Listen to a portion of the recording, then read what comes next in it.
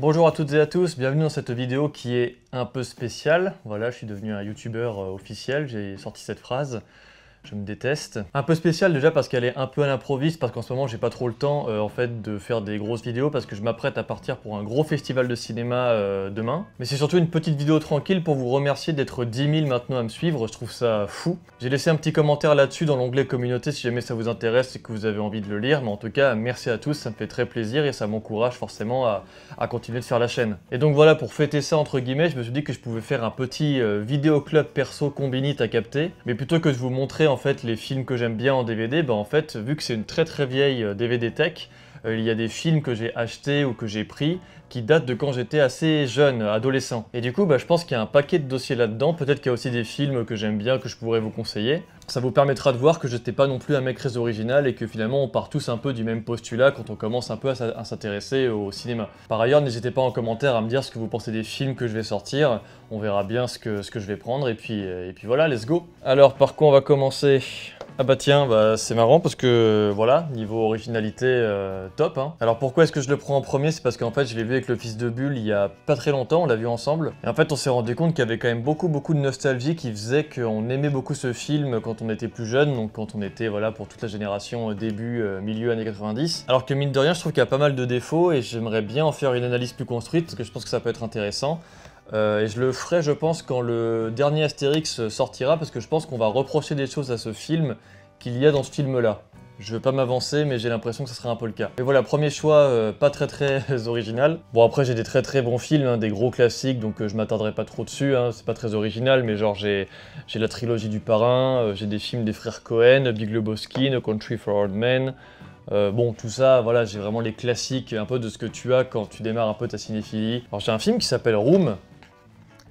J'ai aucun souvenir de ce film. Ah bah tiens, récemment j'ai vu Mascarade de Nicolas Bedos que j'ai pas trop aimé, mais je sais qu'à l'époque j'avais plutôt été touché par son premier Monsieur et Madame Adelman, c'est l'histoire d'un couple, hein, vraiment tout ce qu'il y a de plus bobo, hein, faut l'admettre. C'est la raison pour laquelle d'ailleurs j'aime pas trop le cinéma de Bedos de manière générale, je trouve ça un peu bobo et un peu prétentieux, mais j'avoue que l'histoire d'amour de ce couple-là, sur toute la durée de vie, m'avait un peu touché, j'avais trouvé ça assez mignon, il y avait quelques blagues marrantes. Alors qu'est-ce que j'ai d'autre? Ah oui, j'ai ce film-là de Tim Burton, Sweeney Todd. Je me souviens que je l'avais adoré quand j'étais plus jeune, quand j'avais 15-16 ans, parce que j'aimais trop le côté, je crois, cynique un peu de la comédie musicale mélangée à un barbier qui est tueur en série, c'est ça ce qui se passe dans le film. Alors j'avoue que ça fait une éternité que je l'ai pas revu, j'étais encore très jeune quand je l'avais regardé, donc je sais pas du tout ce que j'en penserai aujourd'hui, mais intéressant de l'avoir dans sa DVD Tech. DVD Tech qui, je le rappelle, n'a pas bougé depuis quasiment 5 ans, quoi, donc voilà, je pense que ça promet. Tiens, j'ai Elysium.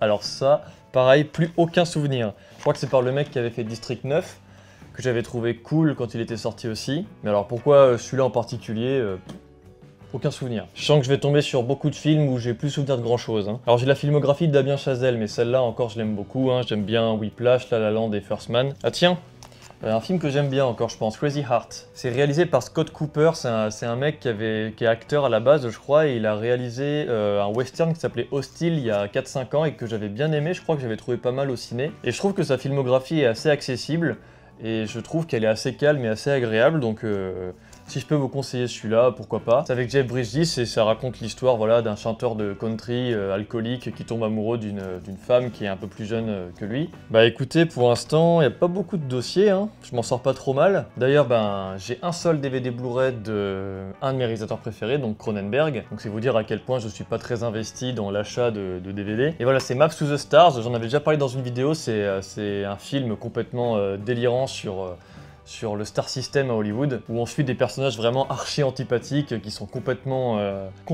dénués d'humanité. Donc si je pouvais vous le conseiller, il est assez récent, il est assez accessible pour un Cronenberg, donc n'hésitez pas. Ah, premier truc pas ouf là pour le coup.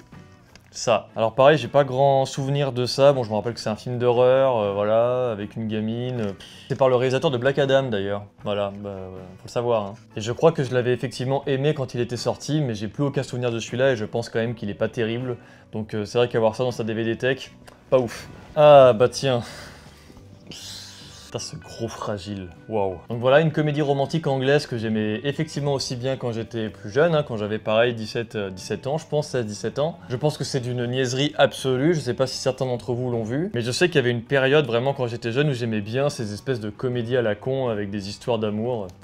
Voilà, j'étais un romantique niais à une époque. Mais j'avoue qu'avoir ça dans sa DVD tech, c'est pas très viril. Bah tiens, niveau truc pas très original, mais je pense que tout le monde regarde ce film quand il démarre sa cinéphilie un peu, c'est ça, La Ligne Verte. Un film que je trouve très pompeux maintenant, mais je me souviens que j'avais pleuré comme à peu près tous les jeunes avec qui je traînais. À niveau achat récent, j'ai France, voilà, de Bruno Dumont. Donc j'achète plus beaucoup effectivement de DVD et de Blu-ray, mais j'avoue que ça avait été pour moi un coup de cœur. Pour moi toujours le meilleur film de l'année dernière. Voilà, réflexion métaphysique très forte, une mise en scène de ouf. Enfin voilà, j'en ai déjà parlé je crois dans certaines vidéos, et de toute façon tout le monde sait que sur cette chaîne que j'aime beaucoup le cinéma de Bruno Dumont. Alors j'ai Mommy de Xavier Dolan. Alors ça pareil, je crois que je l'avais plutôt bien aimé quand il était sorti, mais le cinéma de Xavier Dolan au fur et à mesure, moi j'avais trouvé ça archi lourd. Et vraiment pas très bien fait, j'avais pas du tout aimé Juste la fin du monde je crois. Laurence Anyways, je m'étais ennuyé au possible. Et Mommy effectivement je me souviens que quand je l'avais vu je devais avoir 19-20 ans et je l'avais bien aimé. Pareil, je l'ai pas revu depuis, hein, ça vaut bien la peine d'acheter des DVD. Alors j'ai du Eastwood, hein, pas très original, j'ai Grand Torino, Mystic River, Sur la route de Madison, L'homme des hautes plaines. Bon, c'est encore 4 films que je trouve super. Hein. Alors j'ai une comédie, Marie à tout prix, je la découvre en même temps que vous, enfin je découvre le DVD là en même temps que vous. Alors pareil, j'ai plus du tout de souvenirs de ce film, mais je crois que c'est une comédie qui m'avait fait marrer pareil quand j'étais plus jeune. Je crois que c'est un peu beauf, mais voilà. Et en termes de comédie, bah, j'ai les deux OSS 117. Pareil, pas très original, mais je crois que c'est encore vraiment l'une des comédies françaises que je préfère. J'ai beau les connaître par cœur, ils me font toujours encore beaucoup rire. Et je fais d'ailleurs partie un peu de ces connards qui répètent les répliques avec des potes autour d'une bière quand l'occasion se présente. Je suis pas un mec relou, hein, vous en faites pas. J'ai... Waouh! Oh là là! Ah oui, ça, pareil, c'est pas très viril. Hein. Alors pour ceux qui connaissent pas, et ça m'étonnerait d'ailleurs parce que c'est pas très connu, mais c'est une comédie romantique aussi avec Hugh Grant et Drew Barrymore. Il fait un chanteur enfin non, lui il fait un pianiste, elle une chanteuse. Et c'est vraiment pareil, d'une niaiserie absolue. C'est très anglais, c'est anglais-américain je crois, donc vraiment il y a toutes les étapes prévisibles d'une comédie romantique. Mais je me rappelle qu'effectivement je l'avais découvert assez jeune et je l'avais bien aimé et du coup je l'avais acheté en DVD. Quelle idée. C'est vrai que ça c'est un peu dur à assumer pour le coup dans sa DVD tech.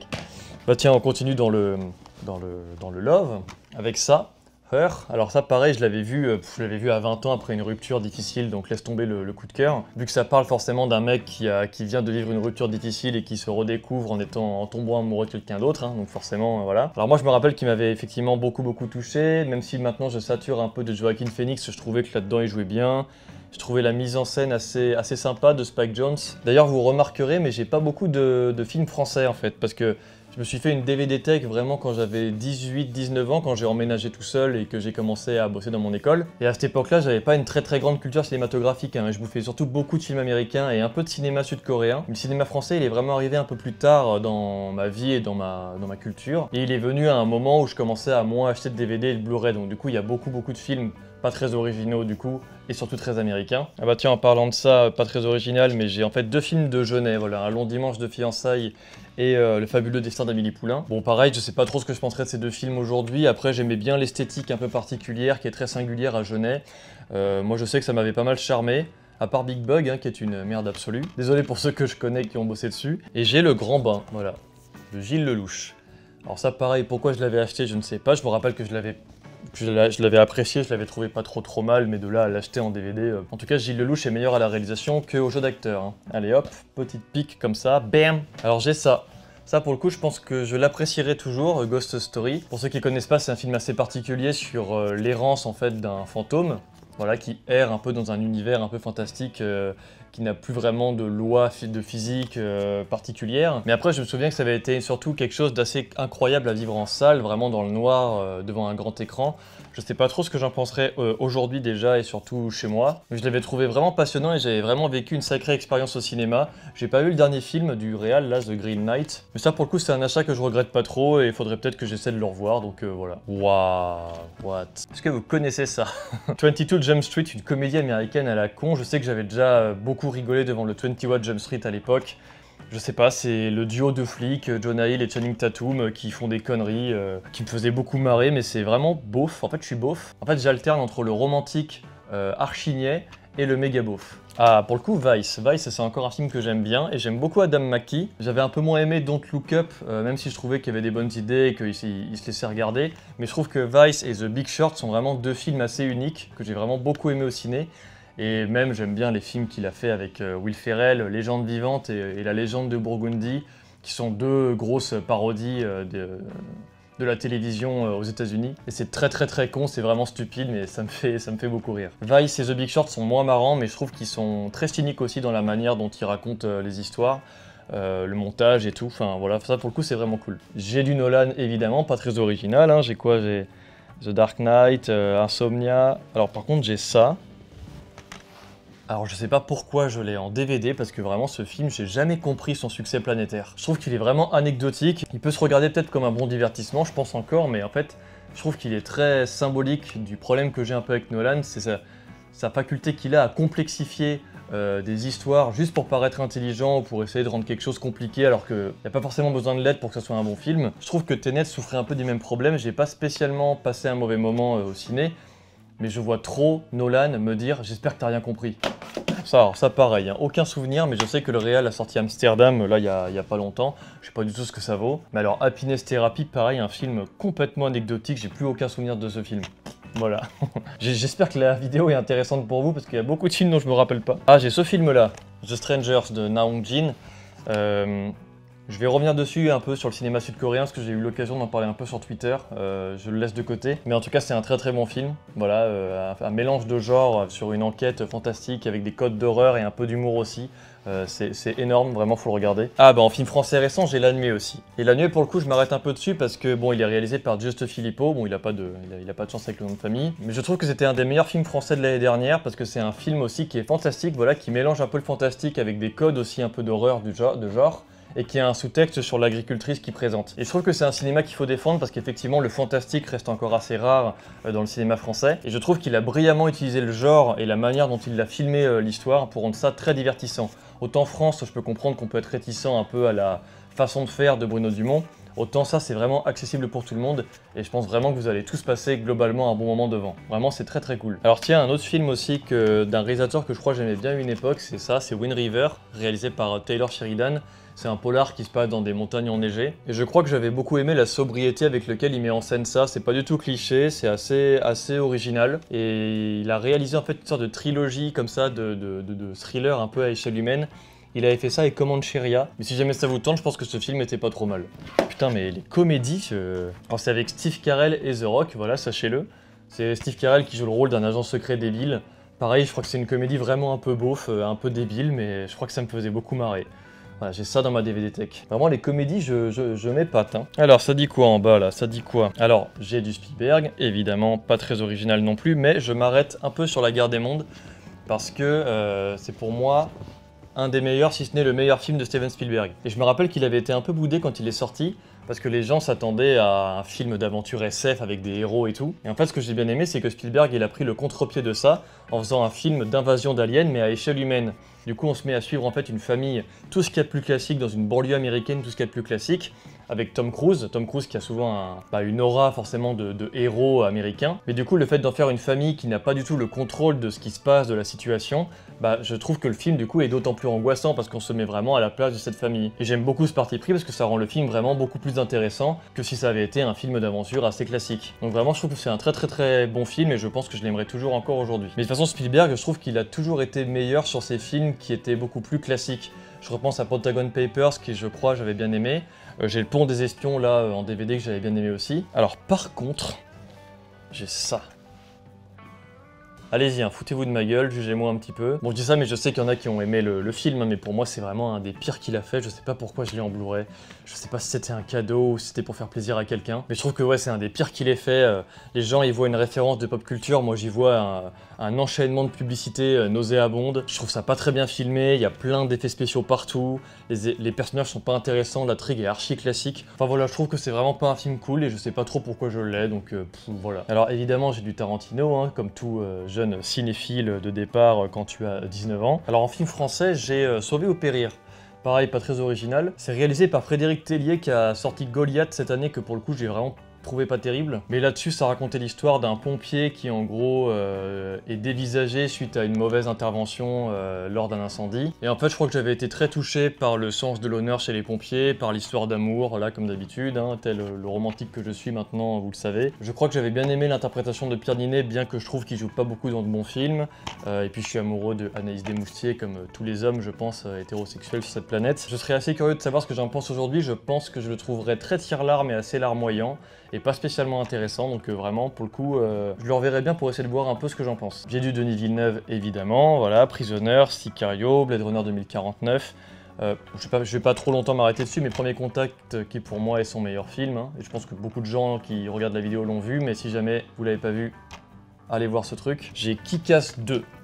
Qui peut s'asseoir à côté de moi et dire j'ai un DVD de Kick-Ass 2 dans ma collection? Je crois qu'on l'avait vu à sa sortie avec le fils de Bulle, donc c'était il y a une dizaine d'années, on devait avoir 18-19 ans, et je sais qu'on avait passé un bon moment devant, je m'en souviens, mais j'ai plus aucun souvenir du film en tant que tel, et je n'ai aucune sympathie pour lui, aucune envie de le revoir, donc il traîne dans ma collection depuis des années, et je pense que je ne le reverrai jamais. Donc voilà, mais sachez que j'ai Kick-Ass 2 en DVD. Autre film, à mon avis, qui serait intéressant si je le revois aujourd'hui, parce que je l'avais beaucoup aimé quand il était sorti, c'est Cloud Atlas. J'ai semi-honte de vous le montrer celui-là, parce que je sais que je l'avais adoré quand il est sorti et que je devais avoir 18 ans, et j'avais beaucoup aimé la dimension philosophique qui me paraissait si profonde.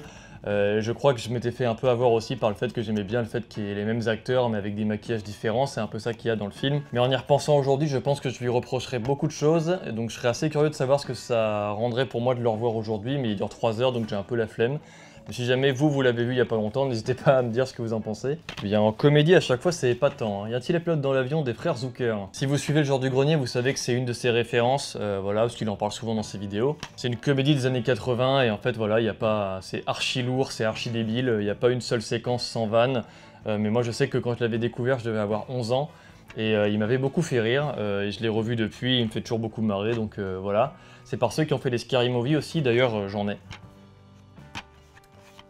Voilà, j'ai des Scary Movie dans ma DVD Tech, je pense qu'il n'y a rien à redire. J'ai la trilogie Cornetto, voilà, si vous la connaissez pas, bon je pense que oui, hein, c'est la trilogie d'Edgar Wright. Il y a ça et le dernier pub avant la fin du monde que j'ai prêté, que j'ai pas là. Mais ça pareil, c'est pas des outils d'analyse très intéressants, honnêtement.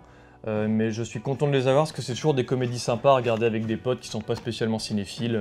C'est toujours très bon délire, donc je suis assez content de les avoir et je n'en ai pas honte. Ah bah tiens, Dernier train pour Busan de Yeon Sang-ho. C'est un film de zombies dans un train, hein, pour ceux qui ne l'ont pas vu, et je trouve qu'il est assez cool. Je l'avais trouvé pas mal au cinéma et je l'avais revu celui-là pour le coup, ça y est, un Blu-ray que je revois enfin. D'ailleurs c'est l'occasion de rebondir un peu sur The Strangers, parce que je trouve que c'est deux réalisateurs qui sont assez... symptomatique de ce qui arrive actuellement en Corée du Sud. J'avais vu Vincent Malauza des Cahiers du cinéma en parler sur Twitter et j'avais rebondi dessus en disant que j'étais assez d'accord avec lui dans le sens où le cinéma sud-coréen est très riche. Je pense que c'est important de le défendre et de regarder les films qui ont été faits. Mais en fait, depuis quelques années, c'est un cinéma qui est en train de s'effondrer à cause des majors et à cause du fait qu'il est très difficile pour eux de financer des gros films ou des films importants, à part pour les gros noms. C'est un système de financement qui est différent d'une autre. Ils n'ont pas de chronologie des médias là-bas. Donc du coup, il y a beaucoup de films qui finissent sur des plateformes très rapidement. Et c'est difficile du coup pour les gens d'aller en salle. Mais surtout, leur système de production fait qu'en fait, on récupère plein de réalisateurs potentiellement talentueux pour leur donner des films de commande un peu à la manière des States. Et ceux-là sont assez symptomatiques du problème dans le sens où Yeon Sang-ho a réalisé ce film-là qui était cool, qui a eu du succès un peu partout dans le monde. Et après, il a sorti deux bouses vraiment immondes qui s'appelaient Psychokinesis et Peninsula, qui sont très symptomatiques du problème parce que tu vois que c'est un montage charcuté, tu sens qu'il n'a pas eu de liberté artistique et tu sens qu'il a dû les faire vite. Et c'est vraiment deux films abominables et maintenant je pense qu'il va avoir du mal à sortir de la frontière sud-coréenne pour tenter d'autres films. Et Na Hong-jin, je pense que c'est un peu une exception parce que le film date de 2016, donc il est assez récent et je pense qu'il a eu une grosse liberté artistique quand il l'a fait. Mais aujourd'hui, il a énormément de mal à sortir ses films au-delà de la frontière sud-coréenne. Enfin voilà, en tout cas, c'était une petite parenthèse juste pour vous dire que le cinéma sud-coréen est un cinéma qui est très riche et que je pense qu'il faut le défendre, il faut s'y intéresser, donc vraiment sauter sur l'occasion pour découvrir le plus de films possible. Alors, pour finir sur une petite note positive en termes de films, parce qu'après il y a l'enfer, hein, vous verrez, c'est Drive. Alors pourquoi note positive? Bon, je trouve toujours que c'est un très bon film, c'est pas très original de dire ça, mais surtout ça a été une de mes premières claques esthétiques. Quand je l'avais vu, je m'attendais à voir un film d'action un peu lambda en mode Fast and Furious, voilà, comme quand tu regardes ça quand t'as 16-17 ans. Et en fait, je suis tombé sur un truc qui m'a proposé vraiment autre chose. Et je me suis un peu rendu compte de ce que ça pouvait procurer comme émotion esthétique le cinéma. Ça m'a donné envie de m'enrichir un peu plus et d'approfondir un peu ma culture cinématographique. Donc c'est pour ça que le film est un peu dans mon cœur quand même malgré tout. Et que je pense que c'est toujours un très bon film et qui m'a donné envie de m'intéresser au cinéma et même de bosser dedans. D'ailleurs, du même réalisateur, j'ai The Neon Demon aussi, que j'avais beaucoup aimé. Et je pense que je l'aimerais toujours aujourd'hui pour le coup. Voilà, donc là en fait il y a l'étage d'en bas, donc vous voyez pas, mais en fait c'est l'enfer, parce que c'est les franchises, les sagas. Bon, j'ai la saga Die Hard, mais après ça je trouve que c'est encore des films d'action. J'aime bien le 1, le 2 et le 3 pour leur divertissement très typé années 90. J'ai la saga des Spider-Man de Sam Raimi, pas les autres, hein, faut pas déconner. Et surtout j'ai les Star Wars, et j'ai ça. Allez-y, hein, jugez-moi, jugez-moi, jugez-moi. Mais c'est pareil, en plus je crois que c'est un film que j'avais pas trop aimé quand il est sorti au cinéma, alors que bon, j'étais pareil, je devais être assez jeune aussi, je crois. Mais j'étais vraiment victime à l'époque du marketing un peu des franchises, c'est-à-dire qu'en gros, j'étais frustré de ne pas avoir toute la collection. Et c'est vraiment le jeu du capital et le jeu du marketing, ça. Je me souviens que quand je passais dans les magasins, il y avait les films Marvel qui ont... les DVD ont une esthétique qui t'oblige un peu à tous les avoir, parce que si tu les as pas tous, t'as une continuité en fait dans le rangement des DVD qui est bizarre si tu les as pas tous. Du coup, ça t'oblige à avoir toute la collection Marvel pour avoir un truc très propre, en gros, dans tes étagères, quoi. Et je me rappelle très bien que quand j'étais plus jeune, j'étais assez facilement la victime de ça. Donc j'avoue que c'est un peu ma honte d'adolescent de tomber dans un jeu comme ça. Le gauchiste qui est en moi aujourd'hui souffre de ce passif. Bon, par contre, je me suis calmé, je me suis arrêté au numéro 7, faut pas déconner non plus, ça a vraiment commencé à devenir infâme pour moi, donc voilà. Et pour terminer, j'ai ça. Bon, c'est pas super intéressant non plus à analyser, mais c'est une série sur laquelle j'ai travaillé. Voilà, ça a été mes premières expériences sur les tournages professionnels, ça a été sur la série 10%, qui reste une série française que je trouve assez correcte. Mais j'ai travaillé sur la saison 3 et sur la saison 4, et je crois que du coup on m'a offert ça en cadeau, parce que voilà, il y a mon nom au générique, machin. Et que j'ai notamment bossé du coup avec Jean Dujardin, Monica Bellucci, José Garcia, Isabelle Huppert, Béatrice Dalle et Lynn Renaud. Voilà, ils sont tous gentils, sauf une. Je vous dirai pas laquelle. Bah écoutez, voilà, c'est la fin de ce petit récap. J'espère vraiment que la vidéo est intéressante, que j'ai vraiment été très à l'improviste et j'espère que ça vous intéressera quand même. J'espère qu'il y a quand même quelques films qui vous ont intrigué, qui vous ont peut-être donné envie de les voir et j'espère aussi que vous vous êtes bien foutu de ma gueule. Mais je trouvais ça intéressant aussi de faire cette vidéo parce que c'est l'occasion aussi de vous montrer que vous voyez bien que je n'ai pas de DVD très originaux et qu'à l'époque où je m'achetais ces DVD, j'avais pas une cinéphilie très originale, j'étais même quelqu'un de très banal dans cette culture-là. C'est pas forcément quelque chose de mauvais, hein, c'est juste que quand tu te mets à approfondir tes connaissances au cinéma, aujourd'hui il y a beaucoup de réalisateurs et de réalisatrices dont je suis extrêmement admiratif du travail et dont j'aime beaucoup les films. Et je n'ai rien du tout de eux dans cette DVD Tech là. Donc je prends l'exemple de Bruno Dumont, bon j'ai France, mais j'ai Kelly Reichardt, Rodrigo Sorogoyen, Keshish, Marnier, etc. Même les films de Jazanke, de Hong Sang-soo, j'ai vraiment pas grand chose et j'ai vraiment des films qui sont très banals, quand tu aimes en tout cas un peu le cinéma et que tu démarres ta cinéphilie. Mais je suis content que certains films m'aient amené vers une autre culture, vers un autre cinéma et je suis content aussi d'avoir pu écouter les gens qui m'ont permis de me sensibiliser là-dessus car je suis très content d'avoir découvert les films que je découvre encore maintenant aujourd'hui. Et je trouve ça assez cool de partager ça avec vous, même si j'espère encore une fois que la vidéo était quand même un peu intéressante. Mais c'est la fin de celle-ci en tout cas, j'espère qu'elle vous aura plu et merci encore pour les 10 000 abonnés. Ça me fait vraiment super plaisir. N'hésitez pas à vous abonner à la chaîne en tout cas si ce n'est pas encore fait et à me rejoindre sur Twitter. Et on se retrouve très bientôt pour de nouvelles vidéos. J'espère que ce sera la vidéo sur le gros festival de cinéma. Le premier vlog, ce sera le premier vlog de la chaîne. Enfin bref, à très vite. Ciao!